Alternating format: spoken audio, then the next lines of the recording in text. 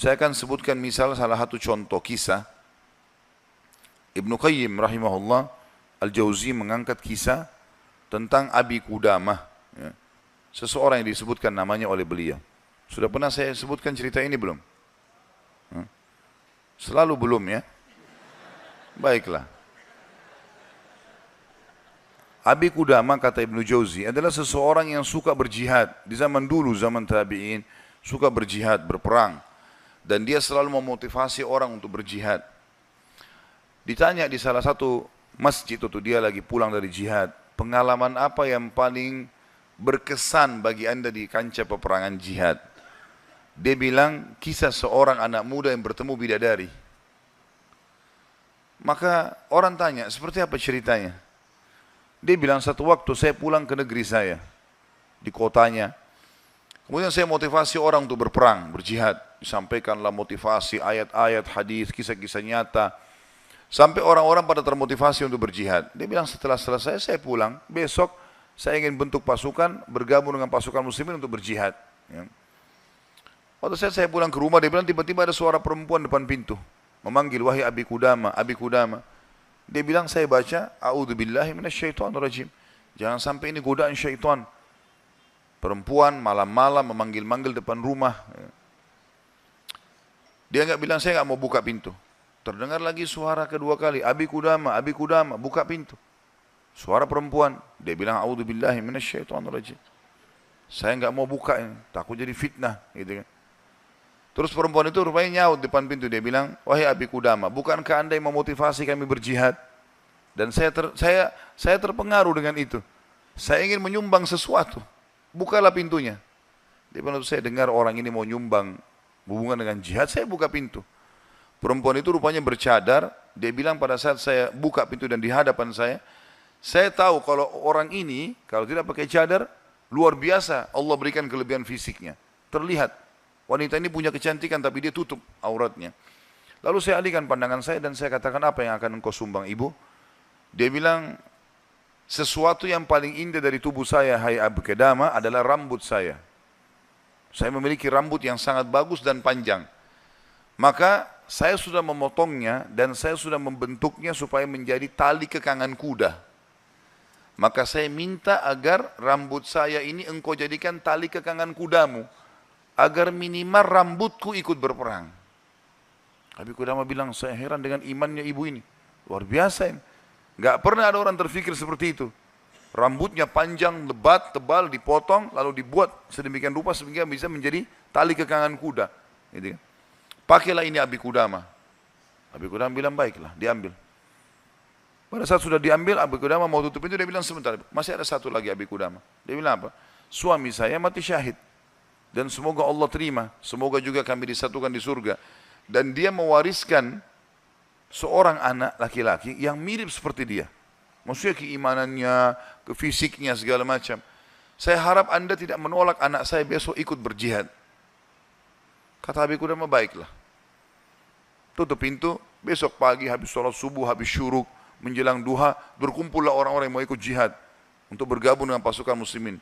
Setelah Abi Qudamah bilang, saya motivasi mereka, datanglah seseorang dari belakang saya berteriak, Abi Qudamah, Abi Qudamah. Suara seorang laki-laki. Dia bilang, saya balik ke belakang. Waktu saya balik, saya seperti melihat matahari. Artinya, ada seorang laki-laki putih, tinggi, gagah, rambutnya indah, fisiknya kekar di atas kuda. Dia bilang, saya sendiri kagum melihat orang ini. Luar biasa secara fisik, membuat orang sudah kagum. Dia bilang, terus dia bilang, hai Abi Qudamah, saya anaknya ibu semalam yang memberikan rambut kepada anda. Dan saya siap untuk ikut berperang. Dan wasiat ibu saya agar saya jangan pulang. Suruh mati syahid. Kata Abi Qudamah, saya kagum melihat lagi anak ini. Sudah kagum melihat ibunya, kagum melihat anaknya. Bagaimana keyakinan mereka berdua tentang janji Allah. Dan hidupnya di situ sudah. Lingkup hidupnya itu adalah yang dijanjikan oleh Allah dan Rasulnya. Udah, Allah bilang dapat ini, ya sudah, dia yakinkan iya. Sholat dapat ini, puasa dapat ini, jihad dapat ini. Yakin, tidak ada keraguan. Hidupnya terbentuk di situ, itu yang dijalani sama dia.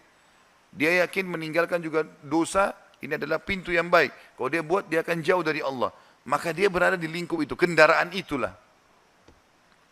Kata Abi Qudamah, baiklah anak muda, kau masih muda, gitu kan. Saya akan letakkan kamu di bagian belakang pasukan. Anak muda itu diam.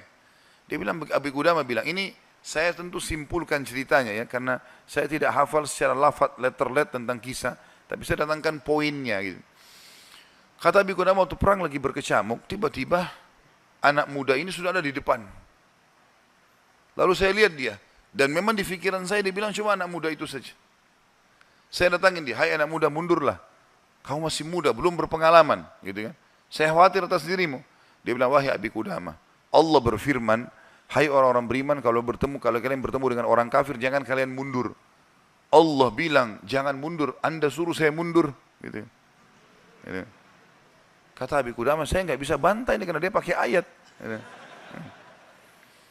Maka saya pun berada di sebelahnya sampai akhirnya karena perang lagi berkecamuk terpisahkan.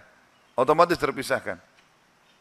Waktu pasukan lagi istirahat, saya coba cari anak muda ini. Saya nggak cari, pikirannya sudah nggak ada yang lain. Targetnya anak muda ini gitu. Itu betul-betul menarik perhatian dia. Dia bilang begitu saya lihat orang lagi istirahat semuanya karena capek berperang. Maka saya lihat anak muda ini sibuk menyiapkan makanan para mujahidin, mengikatkan tali kudanya, menyiapkan rumput kudanya. Pokoknya dia sibuk dengan itu. Jadi dia betul-betul menikmati apa yang sudah Allah dan Rasulnya perintahkan. Ini targetnya dan ini benar bagi saya. Selesai. Ini adalah konsep hidup saya. Gitu. Maka Abi Qudamah bilang, saya kagum melihat anak muda ini. Kemudian perang berkecamuk lagi. Berkecamuk lagi, yang kedua kali, kemudian pada saat lagi maju, saya anak muda itu di depan. Saya datangin lagi, hai anak muda, ke belakang lah. Dia bacain lagi ayat. Nah.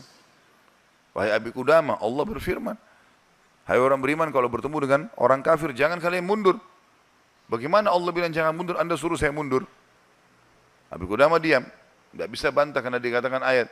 Berkecamuk peperangan dipisahkan oleh prajurit yang saling serang satu sama yang lain, sampai akhirnya tiba malam hari, waktu istirahat.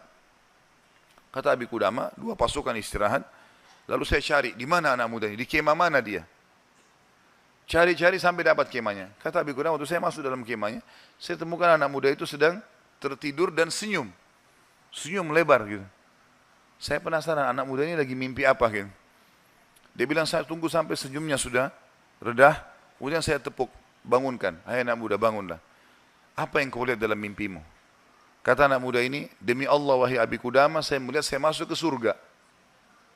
Saya masuk surga, saya lihat taman-taman, saya lihat pelayan-pelayan, lihat luar biasa surga yang luas. Dan saya lihat seorang wanita yang sangat cantik, saking cantiknya sampai saya tidak sabar untuk menjamahnya. Gitu kan. Lalu dia mengatakan, belum waktunya hai suamiku. Padahal sebenarnya anak muda ini belum menikah. Ya. Lalu dia bilang, engkau, perempuan itu bilang, engkau akan bertemu dengan aku besok siang. Kata anak muda itu, setelah itu Anda bangunkan saya. Dan saya berharap Allah membuat saya mati syahid besok. Untuk mendapatkan apa yang Allah janjikan. Yang jelas, kata Abi Qudamah, saya kagum. Artinya Abi Qudamah pun sekian tahun berjihad, belum pernah mimpi seperti ini. Gitu kan? Besok pagi dia bilang berkecamuk lagi peperangan. Saya temukan anak muda itu di depan. Terus dia menyerang musuh. Gitu kan? Sampai akhirnya peperangan selesai. Dan sudah menang muslimin, korban banyak di musuh dan di orang muslim. Anak Abi Qudamah bilang target saya mengejar mana? Cari anak muda ini. Terbunuhkah atau belum terbunuhkah? Dicari. Dia bilang saya cari di jenazah prajurit muslim yang disusun. Ternyata ada bergeletakan. Saya temukan ada anak muda itu. Penuh dengan darah. Gitu. Ya. Tapi masih hidup. Dan dia lihat, waktu saya datang, dia dengan senyum mengatakan, Abi Qudamah kesinilah, kesinilah. Dalam kondisi lagi luka-luka ini. Berdarah-darah. Gitu ya.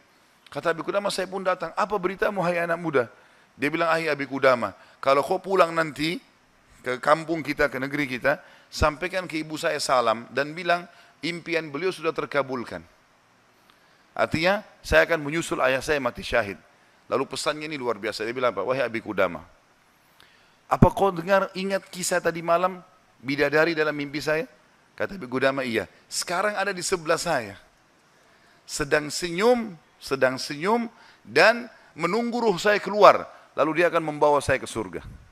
Lalu kata Abi Qudamah, orang itu pun meninggal dunia. Dalam kondisi dia tersenyum, gitu kan.